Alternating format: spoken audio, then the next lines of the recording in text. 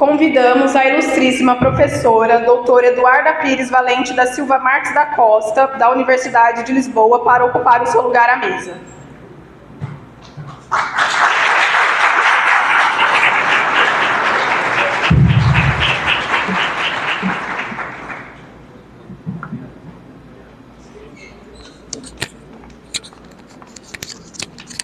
Não vai dar para eu estar de pé, não vai? Portanto, tá? Melhor. Antes de passar a palavra à professora, efetuaremos uma breve leitura do seu currículo. Tá, obrigada.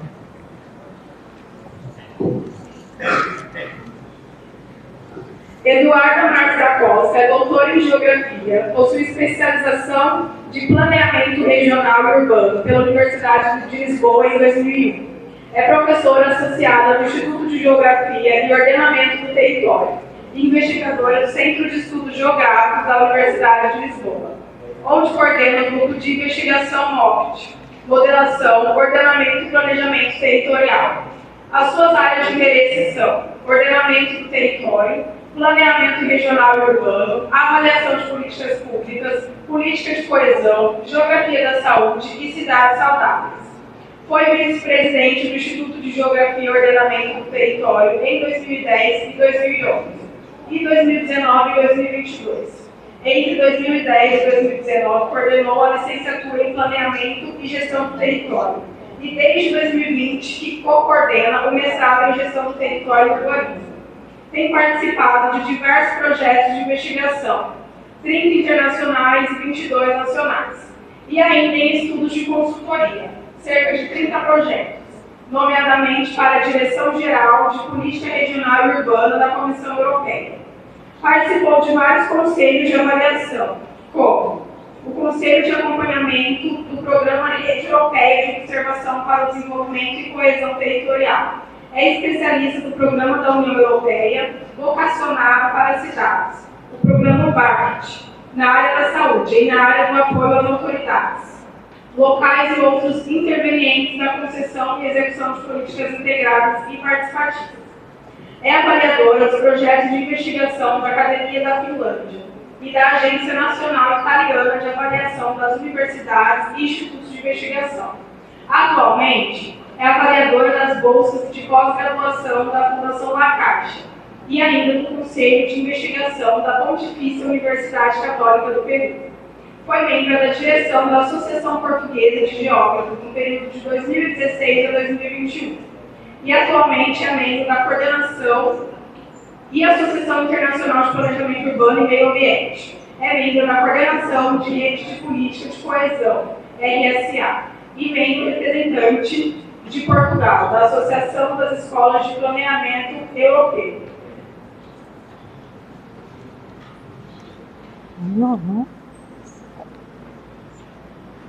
Com a palavra, a professora Eduarda Pires Valente da Silva Marques da Costa, com a palestra intitulada A Importância da População no Desenvolvimento de Pequenas e Médias Cidades, Problemas e Desafios para o Futuro. Um bom evento a todos e todas.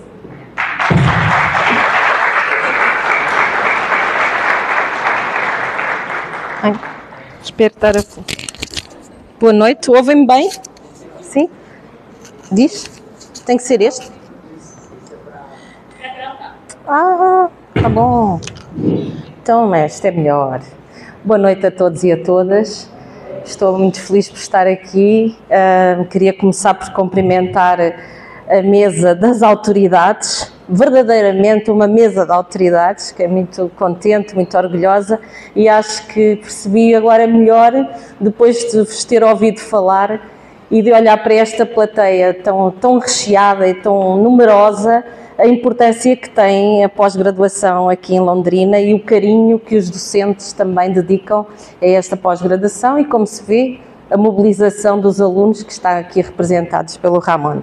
Muito obrigada pela apresentação muito generosa, longa e generosa.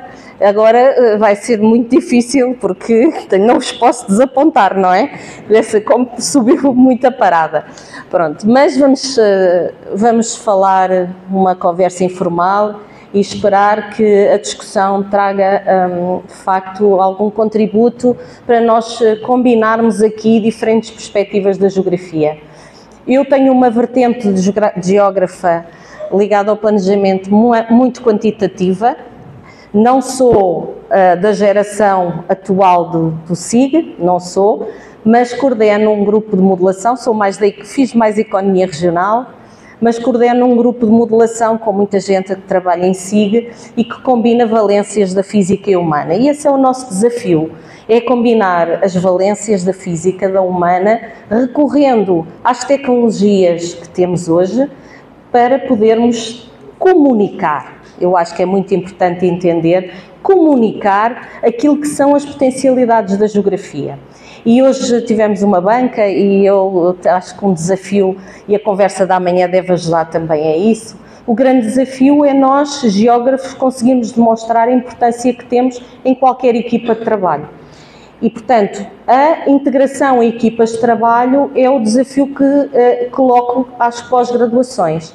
Os alunos não são eternos alunos, nós todos somos eternos alunos, não é? Eu hoje estou a trabalhar numa área chamada energia, não é o que trago aqui, tenho estudantes no MIT que oriento e, portanto, estou a trabalhar em energia, faço os possíveis por aprender coisas sobre energia e, portanto, esse é o nosso desafio, é sermos eternamente alunos, mas simultaneamente conseguirmos afirmar-nos no mundo do trabalho, demonstrando que somos realmente muito importantes com um engenheiro, com um economista, com um arquiteto e com outras valências. E, portanto, sejamos pela valorização da geografia, não pela politização, não é? Pela politização da geografia, mas pela valorização da geografia, que isso é fundamental. E pronto, deixa-me agora de lamechas e tentar passar a minha mensagem. Bom, o tema é um tema que também me é caro, porque a minha tese de mestrado foi sobre um concelho que era uma cidade média, a minha tese de doutorado foi sobre sistemas urbanos e cidades médias. Foi aí que conheci algumas das pessoas que tão importantes são na geografia brasileira, Carminho, a Encarnação Esposito, portanto vamos falar dos nomes das pessoas, com a Encarnação, há alguns outros, Beatriz Ribeiro Soares, que começaram por me contactar por causa do meu trabalho. E, portanto, a minha ligação a este tema é também afetiva, não é só porque eu tenho trabalhado muito sobre ele, mas é muito afetiva. E trouxe a questão da população, como veem, está aqui estruturado, tem 5 pontos, porque o conceito de população, temos que sair deste conceito tão tradicional, estamos sempre a associar este conceito da população a coisas muito tradicionais, mas cada vez mais a população tem que ser entendida como um recurso humano e um recurso fundamental para que liga à economia. E, portanto, se nós temos situações em que a população regride, em 30 anos nós podemos ter um cenário completamente diferente nos territórios onde estamos. Uma população que inicia o seu declínio da natalidade, em pouco tempo vai ver restringidos a quantidade de pessoas que têm disponíveis para trabalhar. E vocês não pensam só que é o número de pessoas que trabalha que vai ser menor.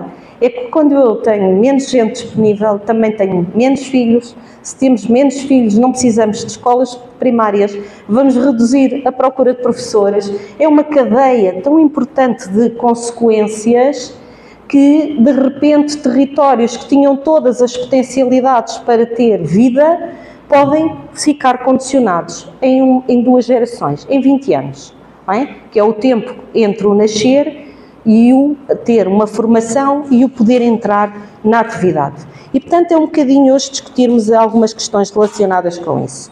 Portanto, relativamente à introdução, não podia deixar de trazer aqui o conceito de pequena e média cidade, porque ele não é consensual pela questão demográfica, nem é consensual pela capacidade que têm estas cidades depois de ser âncoras dos territórios envolventes. Nos casos, estas pequenas e médias cidades são capazes de mobilizar os territórios à volta, noutros casos, e infelizmente cada vez mais, não são. não é? Porque o contexto de globalização vem-lhes retirar a capacidade. E, portanto, nós temos olhado para estas cidades do ponto de vista das políticas, não é? Quando olhamos para os documentos, falam sempre, os documentos dos instrumentos de planeamento, falam sempre nas oportunidades que estas cidades nos trazem, como os espaços de emprego, de serviços, de conhecimento. Isto é o que nós idealizamos. Como polos de dinamização e estruturação dos territórios envolventes, como elementos de interface entre escalas, fluxos de pessoas, bens e capital, e também como espaços de qualidade de vida. Também pensamos sempre que estas cidades têm mais qualidade de vida. Também nos casos sim, noutros casos talvez não é? Porque aquilo que nós depois nos confrontamos é com a pequenez, entre aspas, não é no sentido negativo, mas a pequenez na diversidade das atividades faz com que estas cidades depois tenham menos capacidade de fornecer serviços e de serem capazes, de facto, de serem os polos aglutinantes. Mas já lá vamos. Também sobre aquilo que foram os critérios que nós usámos para classificar estas cidades. Este esquema é do tempo da minha tese e o que é que eu vou fazendo ao longo dos tempos? Vou pondo mais anéis, não é? Porque começámos por um momento, aqui anos 60, demográfico-funcional, depois os critérios dos franceses pensaram que estas cidades eram pontos importantes de qualidade de vida e estruturantes os cotidianos das famílias e, portanto, toca a pôr escolas, hospitais, centros de dia, centros de saúde, espaços verdes, habitação, toca a planear tudo isto para estas cidades, não é? A lógica francesa. Depois, os espaços de intermediação, em que nós já pensamos que estas cidades já não são só para nós infraestruturarmos, mas para pôr lá atividades económicas, e a partir do momento em que pomos atividades económicas, estamos a estabelecer relações económicas entre estes espaços e os espaços com quem? Para quem exportamos ou para quem vendemos, não é? Que seja um mercado interno ou um mercado externo, e depois uma lógica nos anos 90 que nos vem trazer para cima da mesa a discussão da sustentabilidade, a componente ambiental, a importância que o ambiente tem, e isto é sempre a acumular, sempre em acumular. Quando chegamos a 2000, temos uma designação que no contexto do quadro europeu é fundamental, que é a coesão do território, a coesão territorial. E nós falámos em coesão social, coesão económica e ninguém tinha falado de coesão territorial. A coesão territorial é um objetivo, neste caso, que está nos documentos de política da União Europeia, que procura combater as desigualdades do território. E, portanto, ele aparece como um elemento estruturante dos instrumentos de ordenamento para compensar os disparates, entre aspas, ou as consequências negativas que os instrumentos de desenvolvimento e de crescimento económico trazem para o território. Porque quando a gente polariza o crescimento, não é? Estamos a dar mais oportunidades a uns territórios do que a outros e estamos a aumentar possivelmente as desigualdades, querendo fazer o bem aos territórios. O ordenamento do território é, no fundo, a compensação para equilibrar este efeito perverso que o desenvolvimento e o crescimento rápido vai trazendo e, portanto, a coesão territorial é exatamente isto, é nós compensarmos os desequilíbrios que decorrem das estratégias de desenvolvimento económico. E, portanto, começamos a perceber que é muito importante, obrigada, sim, muito obrigada. Eu tenho aqui uma reguinha, exatamente, que separa esta lógica dos tais conceitos que vêm na lógica do desenvolvimento e a afirmação do ordenamento do território num período em que nós começamos a discutir a intermediação, a sustentabilidade e a coesão territorial. E, portanto, estes dois conceitos vão ter de se casar em instrumentos diferentes, mas nós vamos ter a preocupação de os casar, porque hoje não é possível pensar o desenvolvimento regional, ou aliás, nunca foi, mas não é de todo possível pensar um desenvolvimento regional sem pensar as consequências que tem um sistema urbano, possa ser ele monocêntrico, policêntrico, possa ele ser hierarquizado ou não hierarquizado, ou possamos nós criar estruturas e riquezas para alterar a hierarquia destes territórios. Ou seja, nós podemos mudar esta ordem natural e tentar cozer, efetivamente, o desenvolvimento com o ordenamento,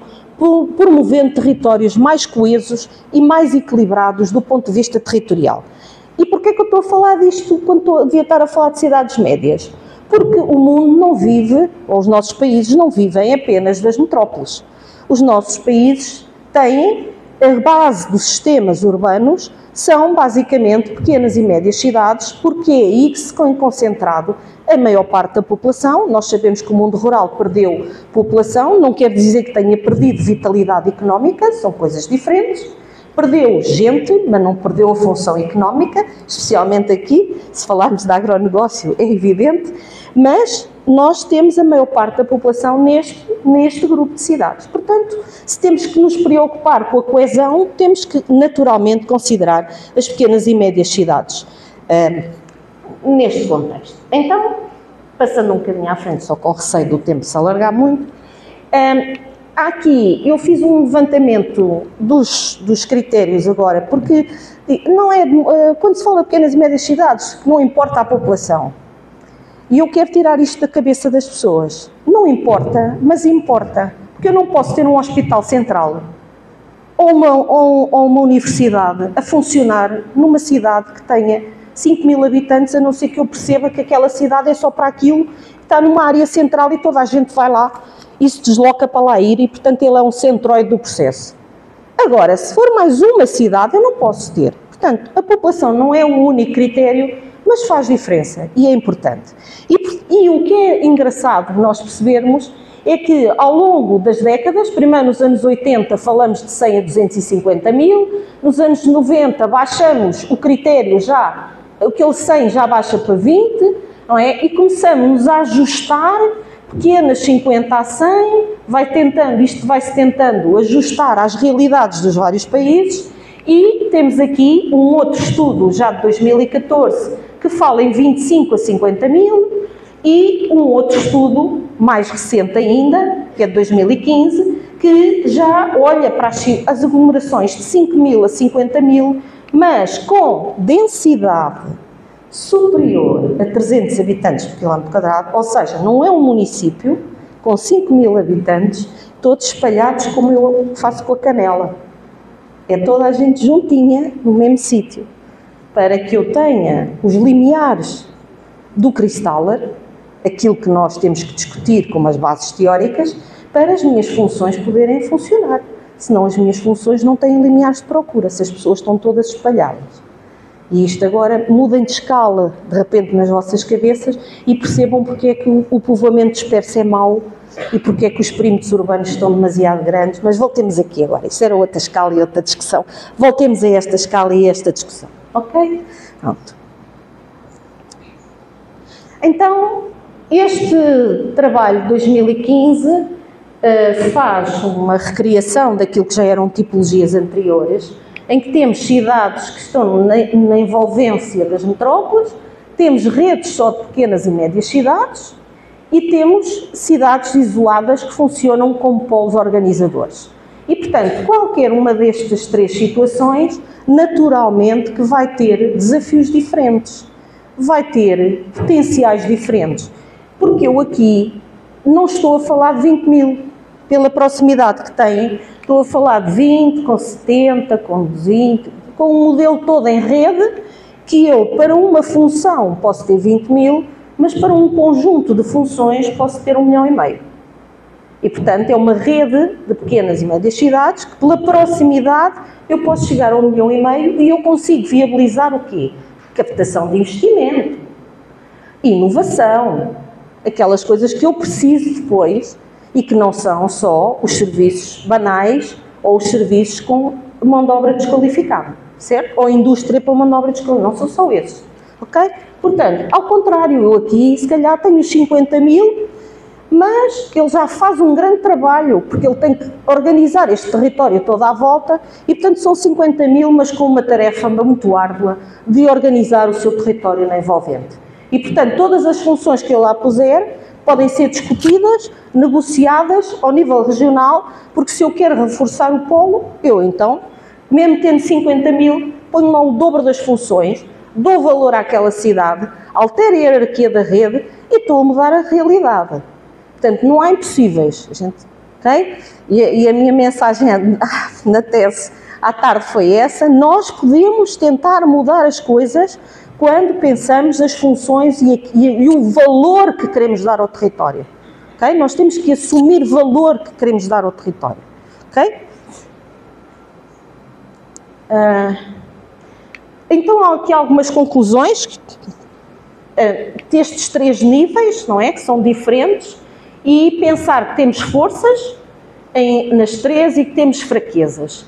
Pronto, algumas forças podíamos agora aqui centrar-nos nos aspectos positivos, mas eu vou olhar um pouco mais para os aspectos negativos e pensar que quem está numa área de influência de uma grande cidade, em termos de dinâmica funcional, não é? Quem está nesta situação beneficia da proximidade à grande cidade, mas está sempre dependente dela, a não ser que ela seja pensada como quem estiver nesse município seja aguerrido e diga, não, eu vou transformar isto num polo de inovação e então vou fazer frente aos outros. Mas se numa situação normal, ela tem menos dinâmica e, portanto, pode ficar ali numa dependência cómoda aqui de estar na proximidade da metrópole. O que é que pode ser menos positivo aqui na rede policêntrica? Que à partida é o modelo que nós vamos cada vez mais defendemos para os territórios. É o policentrismo, é eles organizarem-se, especializarem-se e complementarem-se. Então, o que é que eu aqui posso ter como negativo? É que normalmente nada disto funciona se eu não tiver uma boa rede de transportes. E esse é o busilis. E não posso ter um bom sistema só suportado na rodovia.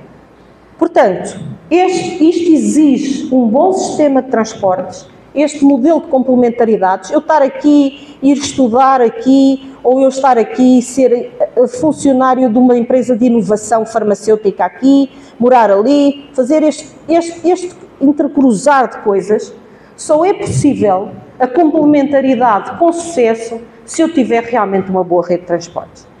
E se tiver ferrovia, como é na Holanda, em que tudo corre bem, ou na Bélgica, não é?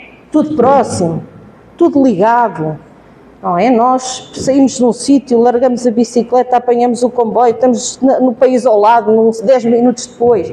Em que não é assim em Portugal, não é assim aqui. Nós temos distâncias físicas e, apesar das tecnologias terem mudado as distâncias físicas, não mudaram o suficiente para que tudo isto que queremos como modelo policêntrico funcione. Portanto, há a questão da acessibilidade, que é um conceito muito importante para os geógrafos, a acessibilidade que continua a ser, ora um fator de desenvolvimento, ora um fator de bloqueio quando ela não é boa. E claro que se nós tivermos acessibilidade rodoviária para eu poder andar de carro, tenho uma enorme flexibilidade e o modelo pode funcionar com essa enorme flexibilidade, mas ando aqui contra a corrente, porque anda a emitir carbono. Se eu tiver uma boa rede de transportes e uma boa ferrovia, então está bem. Então eu tenho ligações e menos emissões de carbono. Pronto. O que significa que, estrategicamente, pensar para áreas como estas, um modelo policêntrico implica ter presente a conectividade, a acessibilidade e uma boa rede que permita esta complementaridade de funções. Eu só me estou a centrar num aspecto negativo de cada uma. Aqui, o que nós temos é a periferização. Normalmente estas são polos importantes em áreas rurais, são âncoras daquelas áreas rurais, mas também tem o estigma da periferização, não é? Raramente, a não ser que sejam condições de grande excepcionalidade, é que estas cidades conseguem se conectar por terem funções de quaternário, ou seja, de comunicações, telecomunicações e de inovação. Normalmente não têm, não é? E, portanto, não tendo, correm este isolamento, esta periferização. Quando vocês cruzam isto com o número de pessoas, ou seja, o conceito da população, vão perceber que, neste último, quase sempre é declínio, menos gente, neste mantém-se e estes é que crescem. E, portanto, aqueles que precisam mais de ter população são os que têm mais dificuldade em a captar. Porque a população cresce sim, mas nas metrópoles, e mesmo que seja em cidades médias, já o Champion dizia isso relativamente à realidade americana dos anos 80, sem cidades médias que estão na envolvente da metrópole. E, portanto, nós passamos do conceito de metrópole para o conceito de metropolização, que é tudo que cabe naquela mancha, está tudo numa enorme dependência e é aquela mancha que cresce a população. Estas não crescem, nem sempre crescem, e estas, então, o cenário mais típico é que vão perdendo. E no fundo, este é o cenário que nós temos relativamente a estas pequenas e médias cidades. Agora vamos cruzar isto com aquilo que é a tendência de evolução europeia e portuguesa, que não deve levar muito tempo para ser a tendência de evolução da realidade brasileira.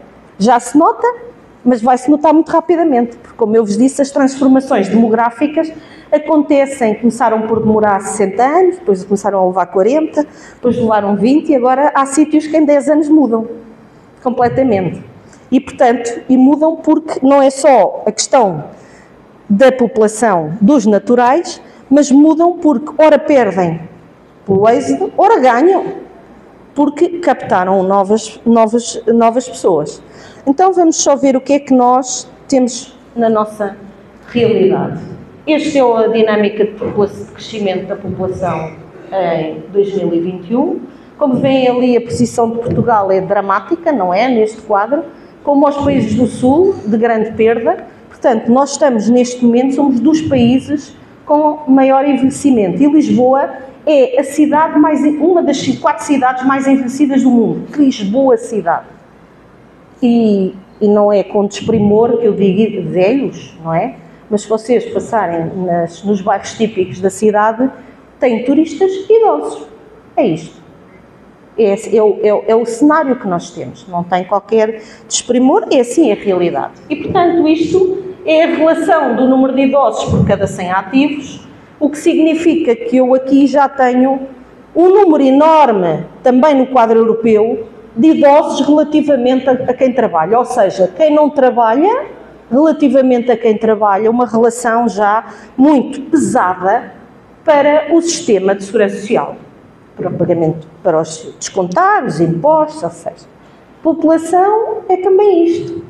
É eu pensar o meu futuro, quem alimenta o meu sistema todo de segurança social e como é que ele vai ser daqui a 10 anos. É fácil de saber, mas daqui a 30 é menos fácil de saber. E nós não queremos ser os Estados Unidos da América, pois não, nenhum de nós. Nem os portugueses, nem os brasileiros, não há sistema de segurança social, não há nada. Não queremos, pois não. Portanto, isto é muito importante ser acautelado, que é nós temos que saber, há desequilíbrios na distribuição da população no mundo, mas nós temos que saber quando é que somos nós que estamos a perder. Ok? E temos que olhar para estes dois saldos. Este azul corresponde, não é, ao nascimento menos óbitos, sempre baixar. Morremos menos, mas vamos voltar a morrer mais. Mas esse agora presente é morremos menos. Mas também nascemos cada vez menos e, portanto, o saldo natural é cada vez mais pequenino ou negativo. Há municípios em que o saldo natural é negativo e quando eu tenho alguma dinâmica de crescimento, isto que está aqui representa o produto do saldo migratório.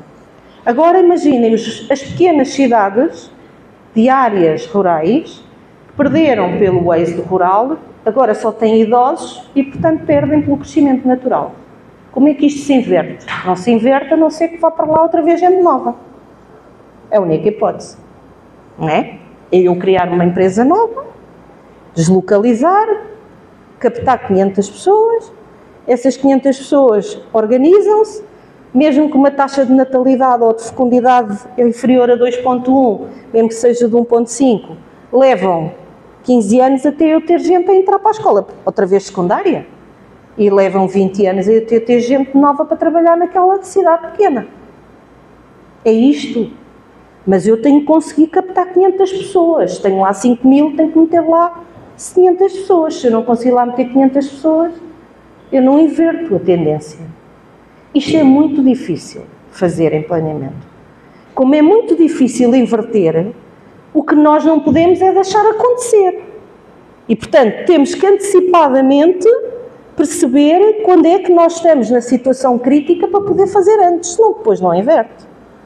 Como diz um grande professor que eu tive, que já está aposentado, temos aqui alguns sítios que agora baixou a taxa. E ele diz sempre, claro, já não está lá ninguém, morreram todos. Pronto, claro, não há mesmo ninguém. 10 pessoas, 50 pessoas. A taxa, não, as variações não desaparecem. Isto melhorou, não melhorou nada. É que não existe sequer ninguém para a gente saber o que é que acontece.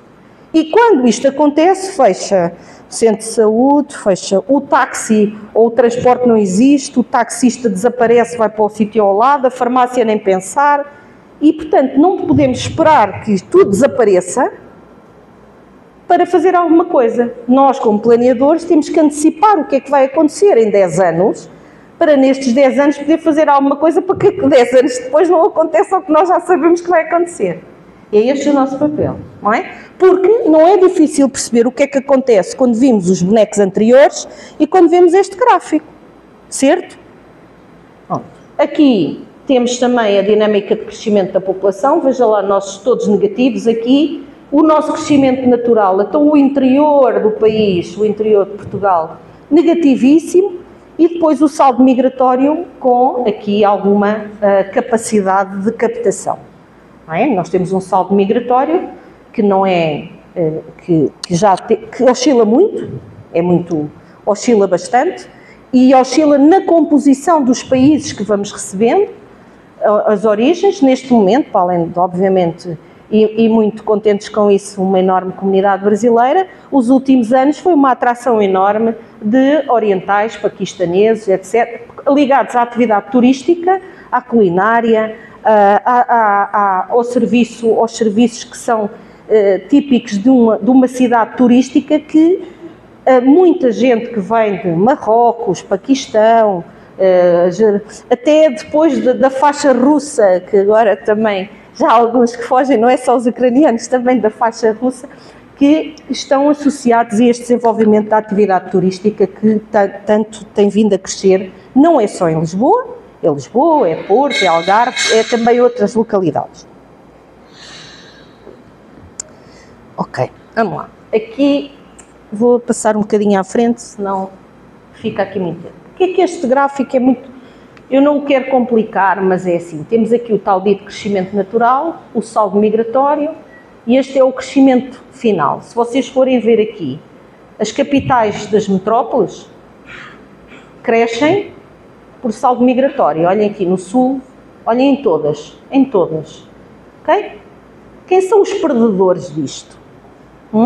Os perdedores são as áreas não metropolitanas, ou seja, as pequenas e médias cidades do sul, do leste.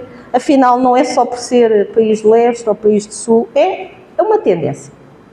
E, portanto, é com esta tendência que a gente tem que lidar hoje quando está a planear serviços. Um dos trabalhos que a União Europeia teve a preocupação de fazer antes da pandemia, 2017, foi desenvolvendo estes cálculos e depois publicaram em 2018, quais são os valores mínimos para nós acedermos a serviços.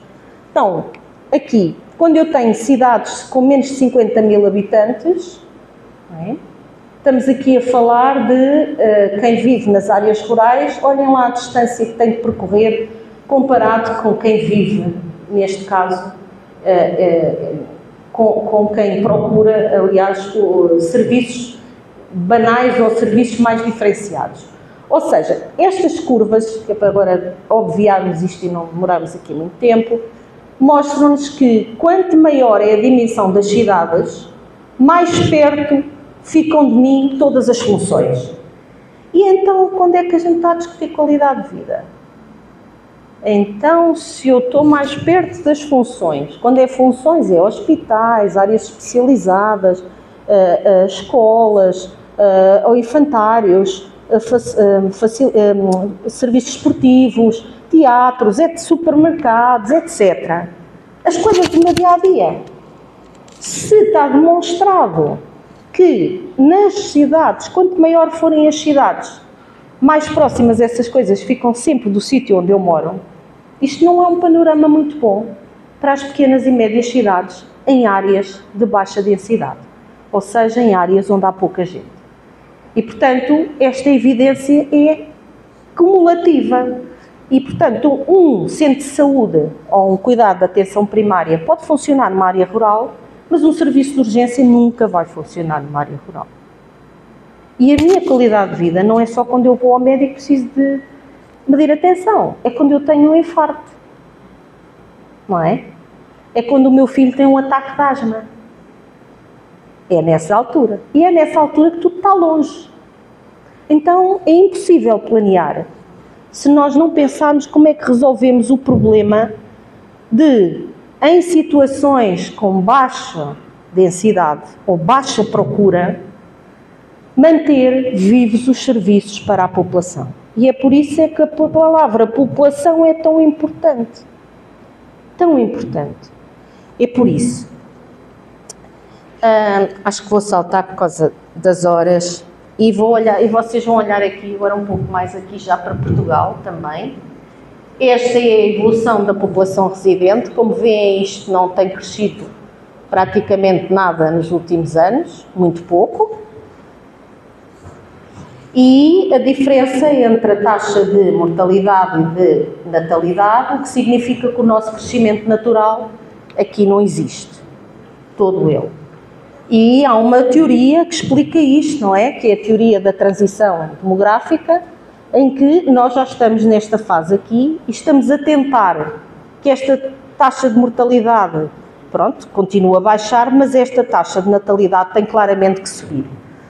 Os nórdicos, os países nórdicos, já conseguiram inverter a tendência da natalidade a decrescer, com muitas medidas de apoio à família, mas, contraditoriamente, com muitas mulheres a sair do mercado de trabalho. Portanto, nós não conseguimos solucionar sem conflito. Preparem-se para isso como planeadores. As mulheres saíram do mercado de trabalho. Na Noruega, na Suécia, na Áustria. Então, podem ficar em casa 3 anos cada filho. Se tiverem 2 filhos, podem ficar a acumular. Quando voltam, têm imensa dificuldade em entrar outra vez no mercado de trabalho com o mesmo perfil. Ou seja, a política de recuperação demográfica teve implicações naquilo que era o padrão de afirmação da mulher. Portanto, não há soluções sem conflitos. E vocês vão viver com isto toda a vida. Okay? Mas é preciso perceber que, para termos uma política de apoio à natalidade, nós temos que mudar muita coisa. Neste momento, os homens já têm, né, licença de parentalidade, mais meses, e também já podem ficar em casa, etc. Mas isso não substitui totalmente aquilo que nós precisamos de inverter num tempo curto. E então, por muito que nos faça confusão, não é que nos custe, é que nos faça confusão, não há solução para o quadro europeu sem migração. A Europa, e nós todos a ver os barcos a ir ao fundo e não querer acolher as pessoas, não é? Todos pensamos a ver isto. Mas não há solução para o quadro europeu sem migração. Sem migração e sem integração da imigração. Não há. Okay? É a única maneira de nós conseguirmos, nós, quadro europeu, inverter a tendência tão regressiva da população sem esta integração da migração. Não é explorar pessoas, é a integração da migração. Ok? Bom, estava só que olhassem aqui para este, é a idade média, a evolução até 2050, e vejam também como o Brasil também vai envelhecer bem rápido. Está aqui. Portugal já está ali muito mal, muito negativo, mas aqui vemos que há países que o processo é muito rápido de envelhecimento. Ok? Ok, vejam aqui também comparando, aqui esta fatia cresce bastante, e esta diminui, mas olhem a nossa. O estado avançado do processo de envelhecimento que nós já temos quando comparados. Então olhemos agora um bocadinho da geografia portuguesa. Isto é a variação da população, só temos alguns municípios do litoral, infelizmente já não é o litoral todo a crescer. Só alguns municípios, e quais são? Olhem a área metropolitana, que lindo, lá vem a metrópole. Estamos exatamente como estávamos nos anos 80. Ou seja, nos anos 80 tínhamos duas metrópoles, Lisboa e Porto, e como se dizia no país, o resto era paisagem. Verdade? Depois construímos uma rede de cidades médias durante os anos 80, durante o longo, finais 90, com as políticas das universidades abertas, dos centros culturais, da captação de indústria para o interior, etc. Sobreviveu durante algum tempo, uma ilusão, ou seja, os que tinham 40 anos, 30 anos e foram trabalhar, 30 anos depois estão quase todos reformados e não há lá mais ninguém. É um ciclo rapidíssimo. Eu, quando fui fazer a minha tese de mestrado, ainda era preciso ir recrutar mulheres para a cabeleza, para a montagem da indústria automóvel da Ford Volkswagen, nos municípios à volta. E então, tudo bem. E agora, não há ninguém para ir recrutar. Não há mulheres nos concelhos à volta para ir trabalhar na indústria intensiva. Não há. 30 anos depois. Ok? Portanto, esta é a rede urbana, isto é a rede de cidades, e apesar de haver aqui cidades, como veem, nem estas cidades do interior conseguem ter variações positivas. As cidades do interior perdem população. E, para não demorar tanto, isto é o índice de envelhecimento, este 91, 2001, 2013, aqui muda a legenda, porque eu não consegui fazer com as mesmas cores, é o cenário de envelhecimento do nosso país, completamente impossível, só a área metropolitana do Porto e a área metropolitana de Lisboa e o Algarve, a área turística, que deve ter neste momento 25% da mão de obra deve ser imigrante, okay? Trabalha no Algarve. 25% da mão de obra que está no Algarve neste momento é imigrante. Se é formal, se é informal, não vou encontrar esses dados, é verdade. Vocês chegam a um sítio qualquer e dificilmente alguém já fala português como trabalhador, não é como turista. É como trabalhador. E, portanto, foi o possível para o Algarve se afirmar, continuar-se a afirmar como um ponto do turismo europeu. Foi assim. Mas o ano passado, quando se reabriu tudo depois da pandemia, os restaurantes disseram, bem, agora nem imigrantes temos, ninguém vem, não há ninguém. Então, o que é que os hotéis estão a fazer? Os hotéis estão a abrir quartos dos seus hotéis para alojarem trabalhadores, para os captar, no fundo estão-lhes a dar alojamento. Portanto, estão sempre a encontrar estratégias para invertermos esta dificuldade, porque estamos a falar de pessoas, mas estamos a falar de emprego, trabalho, geração de produto, geração de riqueza. Okay?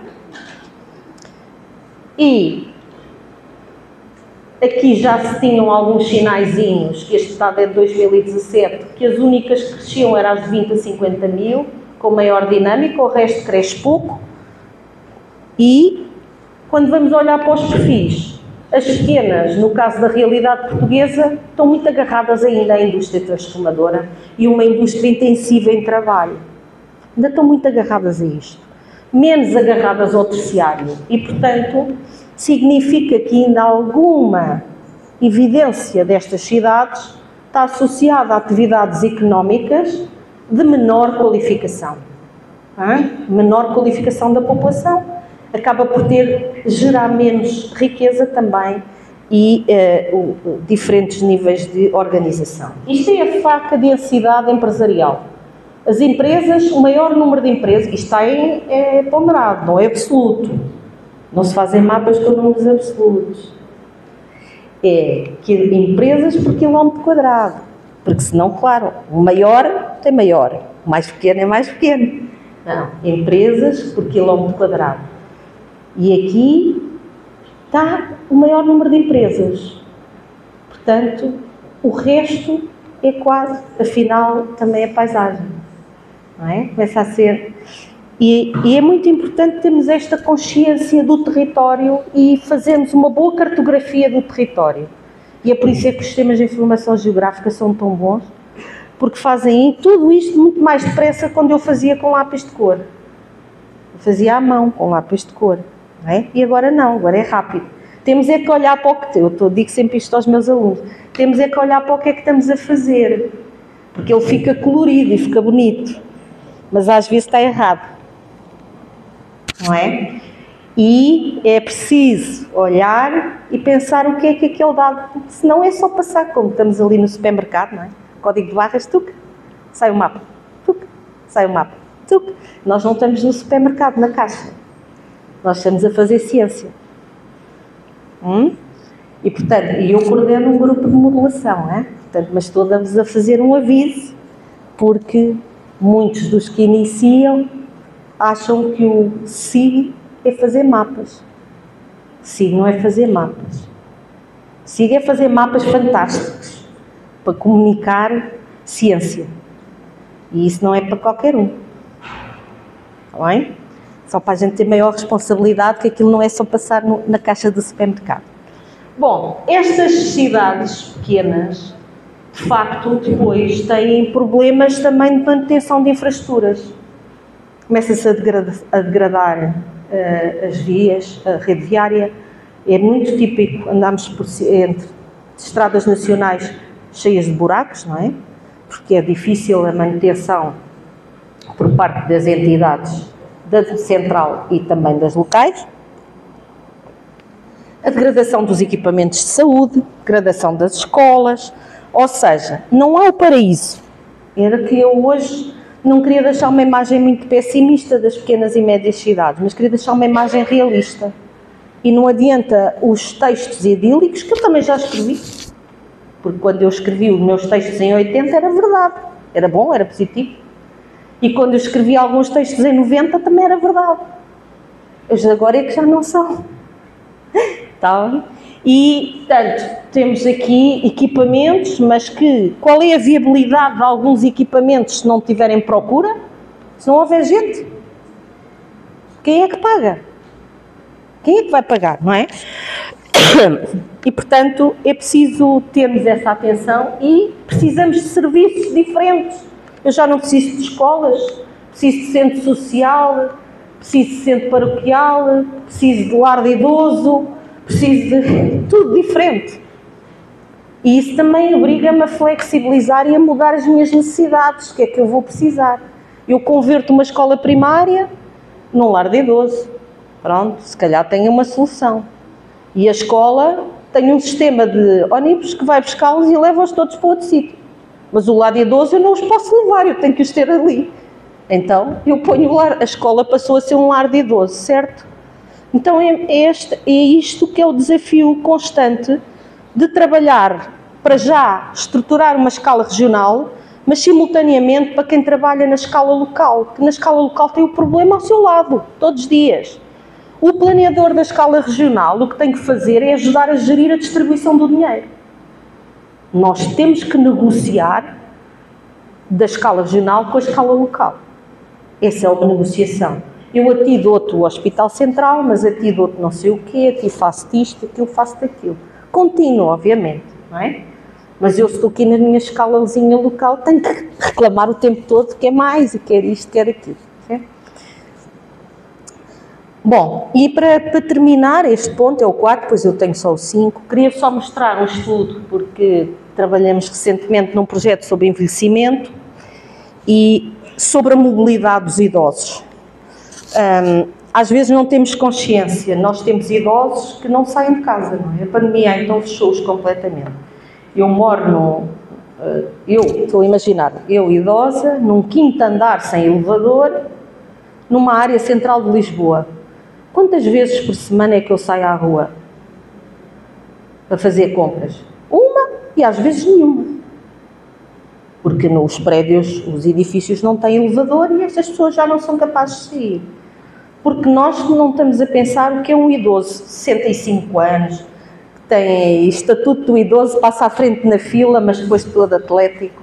Não, nós estamos a pensar quem tem 85. Estamos a pensar quem tem 80, que já não quer conduzir. Tem 75, já não quer conduzir, ainda conduz. 80 alguns não querem. E os de 85 também não querem já fazer uma data de coisas.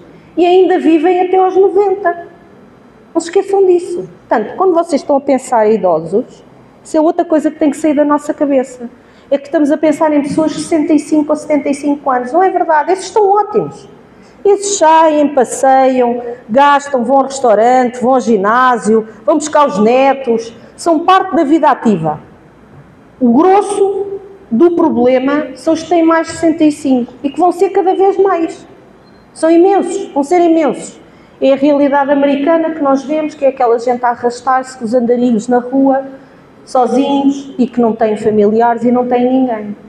Portanto, é só olhar para os filmes, para uma série, para uma coisa qualquer e pensar, olha, isto não é tão longe assim, não é? Não vai ser tão longe assim. Então, estes são quase 4 áreas de estudo, só vos queria mostrar aqui a relação, a importância que tem o sistema de ocupação de solo. Então, o que está aqui é o Core Inland Cover, com o tecido urbano contínuo e descontínuo. E, portanto, os pontos vermelhos mais escuros são cidade compacta, ponto da cidade compacta, aqui, por exemplo.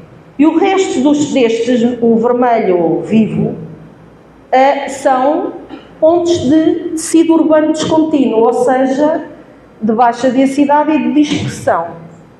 A vida dos idosos no tecido urbano descontínuo é um inferno. Está tudo longe.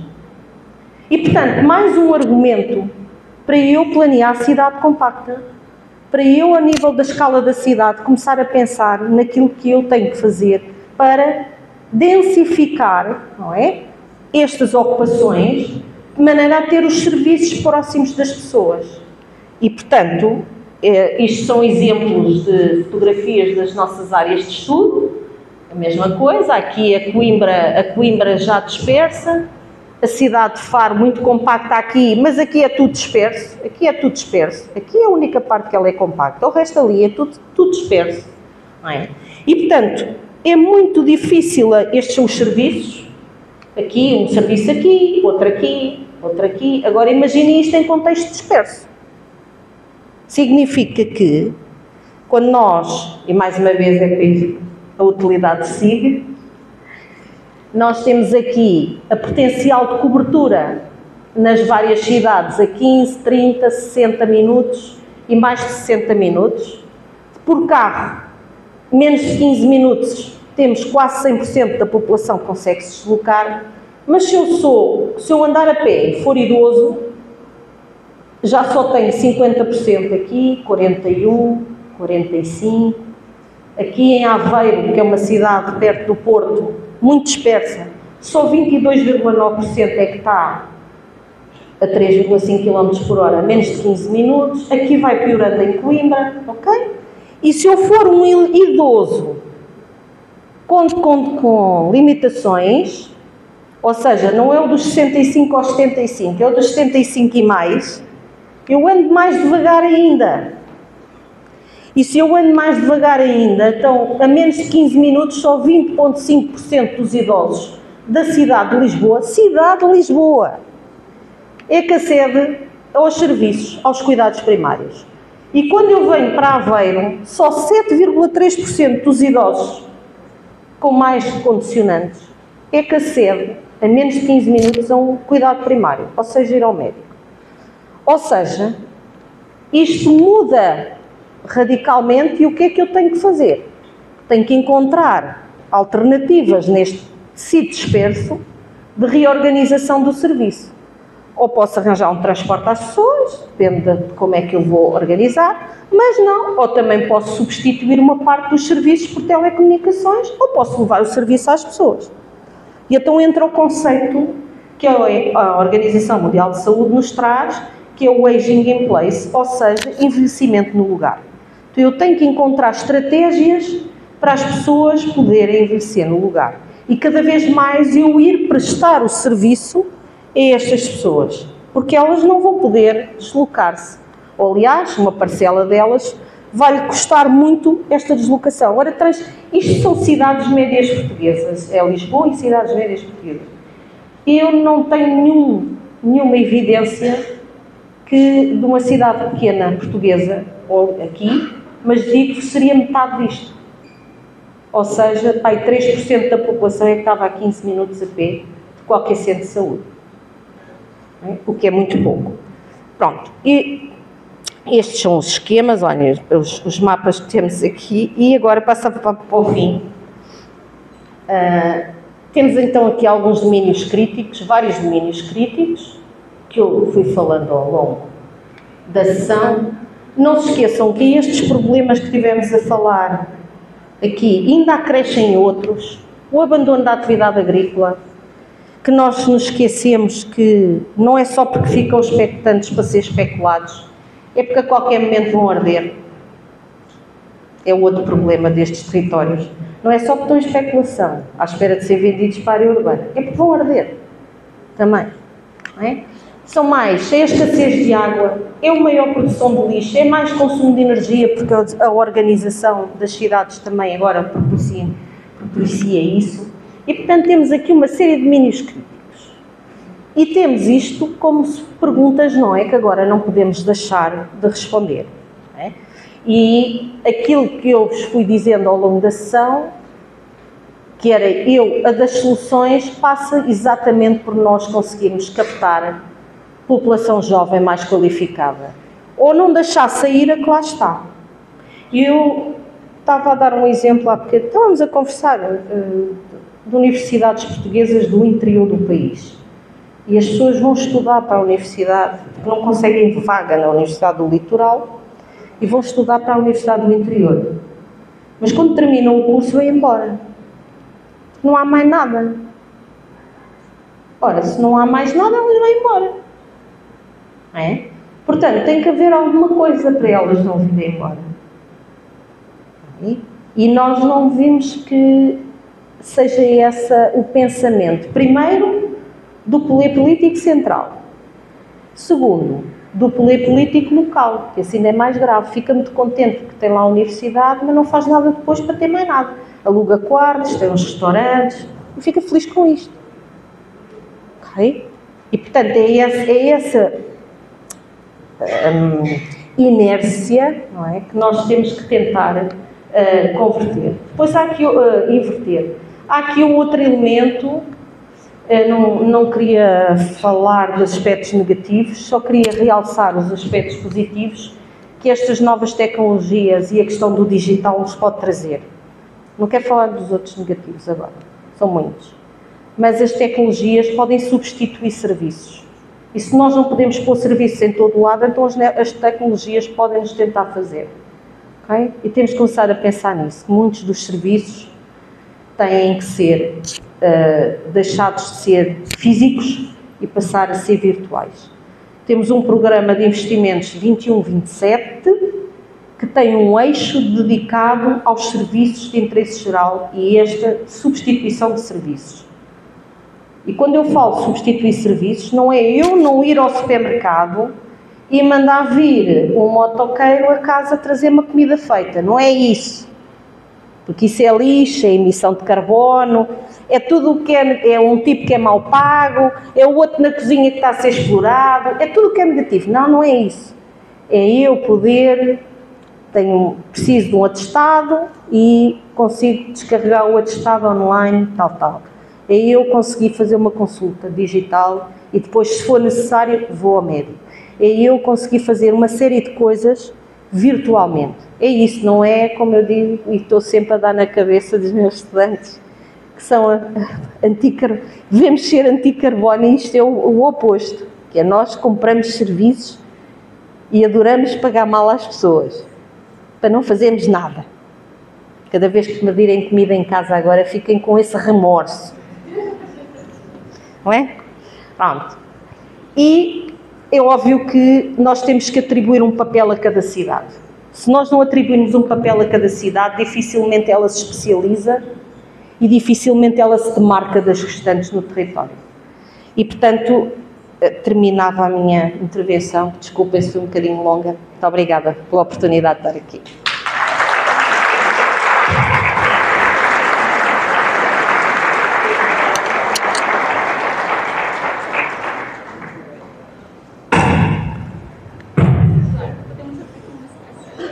Sim, podem. Vê lá é ser tarde, depois ficam...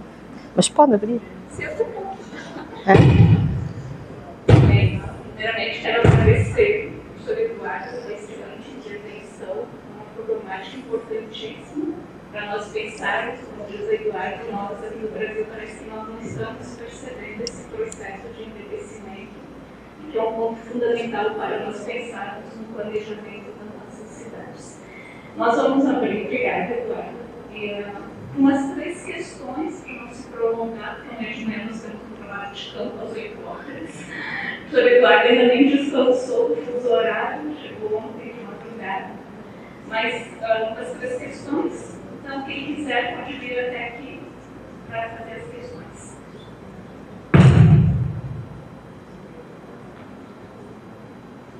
Questões, pessoal? Questões, uma reflexão, vocês queiram, pode chegar assim. Isto parece.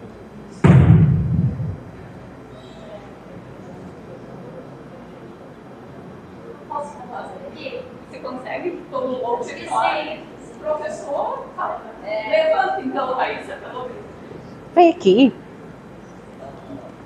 Assim, se identifica, a pessoa conhece.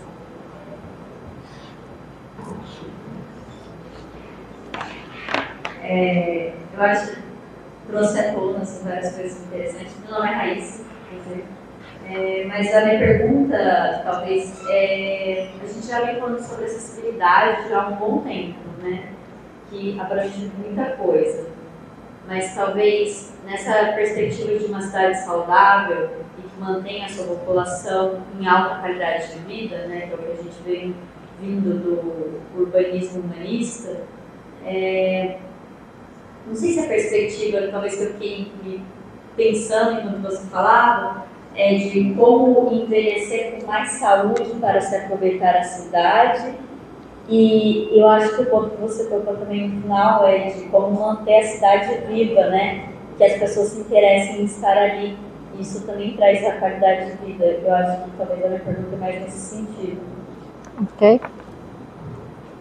Não sei se há mais alguma. Mais questões? Se calhar.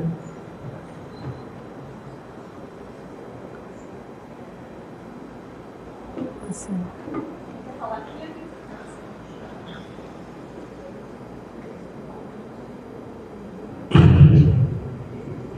Boa noite, professora. Gostei muito da apresentação. Bom, eu tenho mestrado em Geografia, sou arquiteto urbanista e agora estou fazendo doutorado, né, em arquitetura, mas essa temática sempre me chamou muito a atenção. E eu fiquei pensando a respeito da questão do ordenamento territorial, que a gente sabe que já é uma certa tradição, né, da comunidade europeia e tudo mais.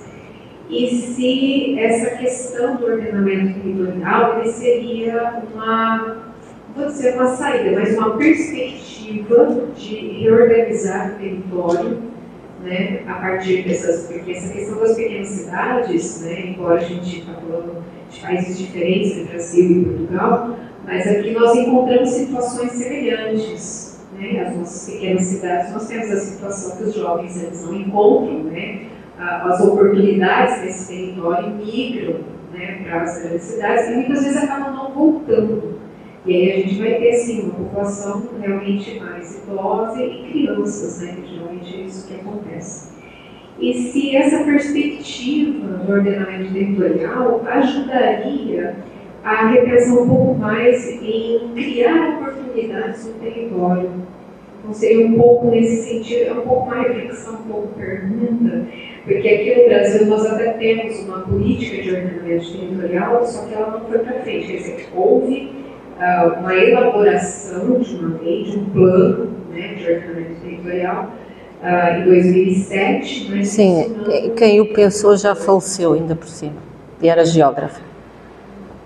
Então, e aí seria um pouco desse sentido em relação à ordenança territorial em relação a essas pequenas cidades, se isso seria uma possibilidade de gerar perspectivas, né, nesses territórios.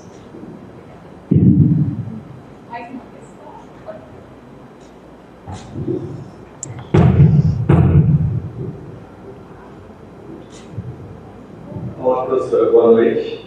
Parabéns pela fala, né? Gostaria de saber o seguinte, com relação a imigrantes. A senhora mesmo falou que uma das grandes saídas para Portugal com relação ao crescimento populacional são, né, os imigrantes, a chegada deles.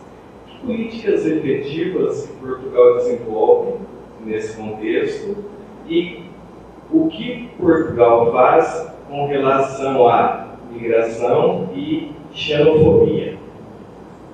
Ok. Então vou começar por aqui. Obrigada pela tua pergunta. Eu acho que a tua pergunta traz para cima da mesa uma escala que não foi propriamente a escala que eu tive hoje aqui a discutir. Pronto, a questão da acessibilidade na escala, como um elemento estruturante da escala regional, é importante porque é quando eu ligo os pontos e consigo que os serviços fiquem acessíveis a todos. É esta a filosofia de um grafo, não é? Pronto. Agora, aquilo que tu pões em cima da mesa é outra escala e outra olhar para a cidade, que é agora, quando eu tenho esta cidade, como é que eu internamente dentro desta cidade promovo a compactação, porque sem compactação ninguém anda a pé, sem compactação ninguém usa transporte.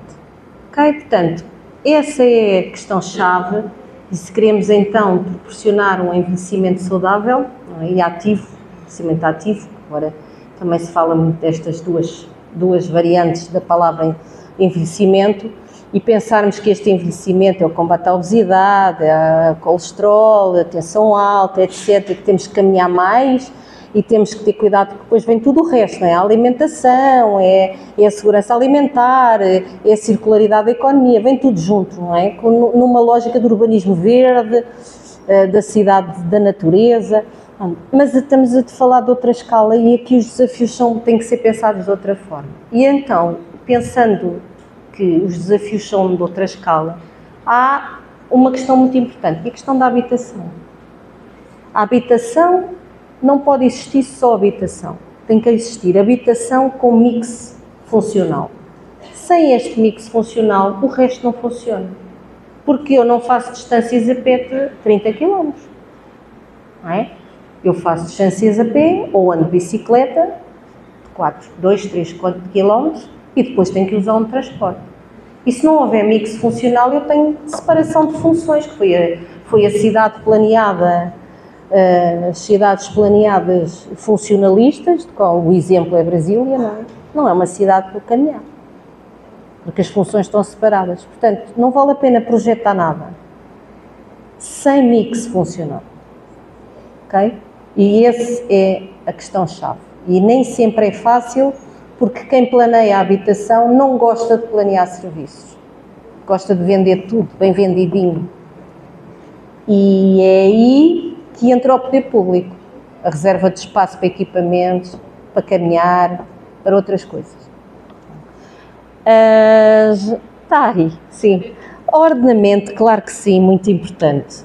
E agora friso novamente as duas escalas. Os planos de ordenamento de escala nacional ou regional são importantíssimos. A Nelly deixou esse projeto a meio quando esteve em Brasília, infelizmente já faleceu e isso nunca vingou. Que havia de haver uma política de ordenamento, que é aquela que vai cozer com o desenvolvimento. O desenvolvimento que é crescer mais depressa. Não é? E o ordenamento é que vai dizer onde é que está o equilíbrio. É sempre assim, como eu costumo dizer eu tenho os meus bens, posso os meter todos no armário num canto ou posso os arrumar em gavetas e ficar tudo arrumadinho. Se eu tiver tudo arrumadinho é mais agradável, é o meu território mais equilibrado. Portanto, sim, mas o ordenamento não se faz só a uma escala. Okay? E, portanto, é o desafio de eu pensar funções para as cidades para que todas tenham a mesma oportunidade. E depois, dentro de cada cidade, tem que equilibrar as diferenças dentro desse território, porque senão há áreas da cidade que vão ficar com mais valor que outros. Ou seja, o plano diretor não chega quando falamos da escala local. O plano de ordenamento regional pode chegar, porque ele dá ideias de como é que, dá pistas para que o Poder Central invista, ou estadual, invista mais aqui ou aqui, crie mais aqui ou aqui vias ou oportunidades, mas depois o plano diretor não chega para o ordenar dentro. Ou então temos que ter um trabalho com grande alcance, porque só um plano diretor não vai dar, porque o plano diretor é só uma regra de ocupação de solo. Não pensa polaridades, não pensa onde é que eu crio nova riqueza. Este território não vale nada, se eu fizer isto, isto e isto, passa a valer. Eram os princípios das cidades inglesas do pós-guerra. Eu desbravo, em alemãs, eu vou desbravar a infraestrutura, crio já as paragens de metro, já criei valias, mais valias e a seguir obrigo-os a construir 25% a baixo custo. Portanto, o plano diretor sozinho não faz nada sem, mas é importante, claro que sim, o ordenamento do território. E agora a última, que é super provocativa. Bom, há de tudo, e Portugal não é exceção. Portugal tem os migrantes que vêm por via formal, que conseguem contrato de trabalho rapidamente ao fim de 3 meses, porque a demanda é enorme. E não é só de mão de obra desqualificada, pelo contrário, o setor cultural, não é? E o setor criativo absorve muita gente qualificada do Brasil, muita gente, e com facilidade, não é? Nas áreas da criatividade, também das áreas da tecnologia, do design, do som, imenso. Portanto, os requisitos do Richard Florida estão todos ali. E, portanto, esses, quando conseguem o contrato, estão inseridos. E nós também temos um sistema de saúde universal e um sistema de ensino universal, portanto, tudo bem. Depois temos os que chegam sem nada, sem nenhum contrato, sem nada. Para além de chegarem sem nenhum contrato, não chegam mesmo com nada. E aí é que está o difícil. Porque uma coisa são os que são encaminhados pelo sistema, que deve ser para aí 10%. Porque os outros fogem. Não querem ser identificados. Vêm da Índia, Paquistão, etc. Vêm com tuberculose, vêm com doenças, vão trabalhar para a hotelaria, dormem 30 pessoas num quarto, vão para a atividade agrícola às escondidas. Então aí só funciona a repressão, que é a polícia, é o desmantelamento de redes e a integração das pessoas, ou a devolução, entre aspas, das pessoas. Não é? Mas o programa normal o que faz é dar-lhes uma residência, ensina-lhes a língua, que não é um problema, por exemplo, com o Brasil, não é? Nunca é, nem com a América Latina, não é, mas com o Paquistão e com outros países é, a língua, uma barreira enorme para se integrarem e, portanto, ficam sempre em atividades de back-office, ninguém os vê, não falam, ninguém os vê, não precisam falar, descascam batatas, fazem sushi, essas coisas que a gente contrata para trazer a casa. São esses que a gente paga mal, que não existem. São invisíveis da cidade. Também somos responsáveis. Não é só o poder. Ok? E xenofobia. Não sei. Eu não sinto que os portugueses sejam xenófobos, mas se calhar sou eu que sou... Não conheço mais pessoas. Se calhar não conheço mais pessoas e, portanto, olha, sou feliz. Mas há de tudo, porque os quadros migratórios também se proporcionam a haver muito comportamento desviante. Ou seja, nós temos, por exemplo, estes paquistaneses não roubam, coitados, são espancados, tiram-lhes dinheiro. É mesmo, é ao contrário, precisam ser protegidos e a população até os protege. Mas depois temos as redes. E essas redes, tanto faz ser branco, negro, pardo, ucraniano, que também eram. Agora é que nós temos pena deles. Okay? Não levem a mal este meu comentário, mas é verdade. Grande parte dos assaltos que nós tínhamos, pessoal de leste, eram ucranianos. Antes da guerra. Porque tinham uma cultura militar muito forte, muitos deles também eram mercenários, e vinham para os países, não era só para o nosso, para vários países, e também vinham com redes. Não era só máfia russa. Pronto, mas...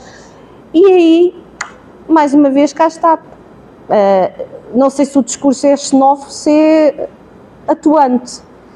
E não sei responder, porque eu, como já disse, eu não conheço pessoas à minha volta que o sejam, e portanto se calhar estou a desvirtuar, mas o sistema tem resposta, tem resposta, e a pandemia mostrou que o sistema tem resposta. Estas pessoas não ficaram de fora. Tiveram redes de acolhimento, vacinações precoces, inserção no sistema de saúde, e portanto mostra que o sistema, nessa altura, o sistema foi igual para todos. Tá bem? E obrigada pelas perguntas.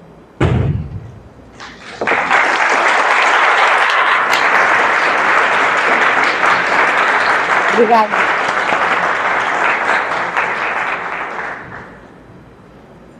Pessoal, obrigada pela presença de todos. A gente encerra as nossas atividades hoje e agradecemos a presença dos professores que estão aqui presentes, e de todos os docentes também.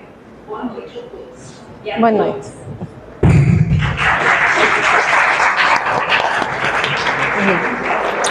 Foi ótimo, obrigada.